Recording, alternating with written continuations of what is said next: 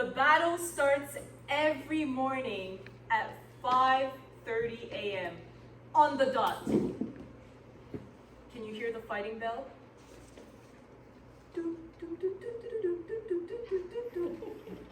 Yes, it's my alarm.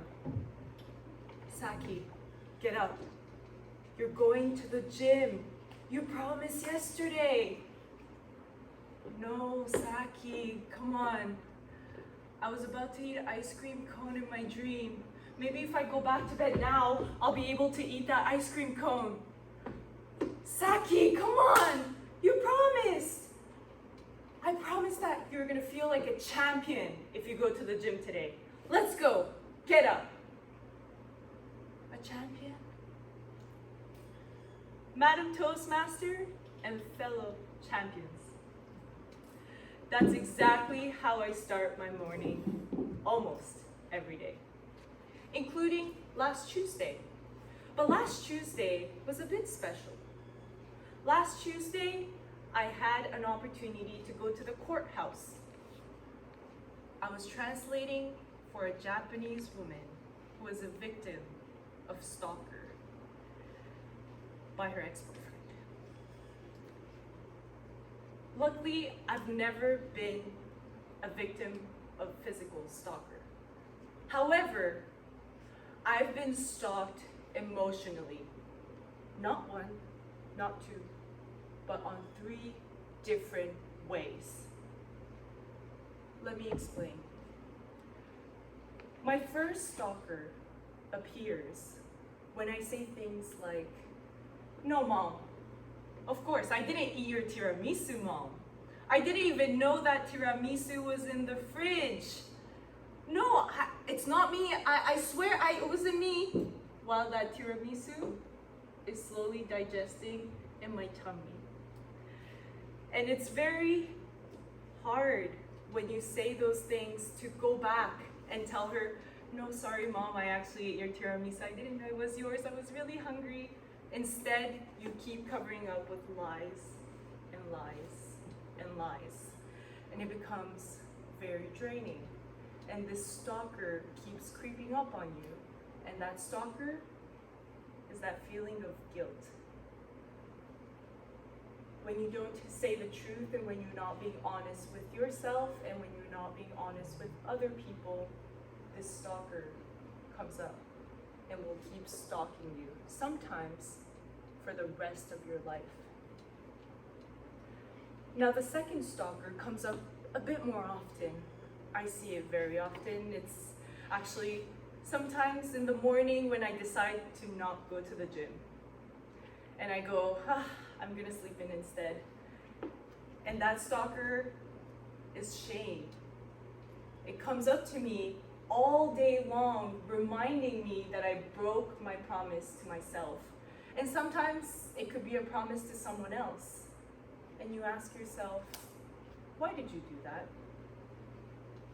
Why didn't you just go to the gym? You're so lazy. What are you doing with your life? You're a failure. And that shame creeps up on me, and it's draining all day long. And I feel like a potato. It's not the best feeling. Now, the third one I find is the scariest. The third one, my third stalker, is fear. Fear, an acronym maybe also known for false expectations appearing real. False expectations appearing real. It's all in my head and I imagine the worst outcome. Oh, I don't want to do it because what if this happens? What if I don't survive? And this stalker of fear kept me from moving forward. When I quit my job as an engineer in the States and came back to Montreal, I wanted to start a business. I wanted to start something new. But this stalker was always there, made sure that I was incapable to move forward. So it took me 3 years to start something. because of that fear of making mistake and fear of failing. Now, if we could just call the police on them and ask them to catch them and make sure that they put on this condition so they can't come 100 meters within 100 meters of me, it would be amazing. I don't have to deal with them. But it doesn't work that way. Instead, what we need to do is we need to face those stalkers and we need to fight them. Face them so that you admit your mistakes, that sometimes you accept the fact that you didn't keep the promise, and to appreciate that you are afraid. And it's okay to be afraid. But now comes the fighting part. Now, how do we fight those stalkers that are not physical? We can't just tell them to go away. What we can do instead, though, is to take actions.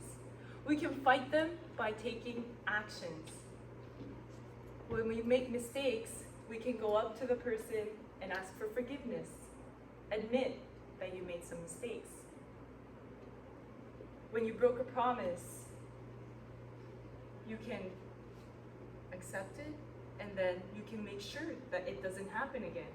Wake up in the morning, just go to the gym. Don't make excuses.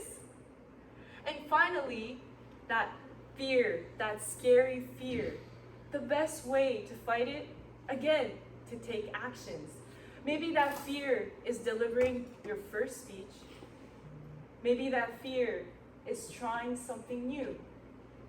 But what if you just take action and do it, so you can see that what doesn't kill you only makes you stronger? So you don't let those stalkers control your life. Instead, you control your actions so that you can live a free life. Madam Toastmaster.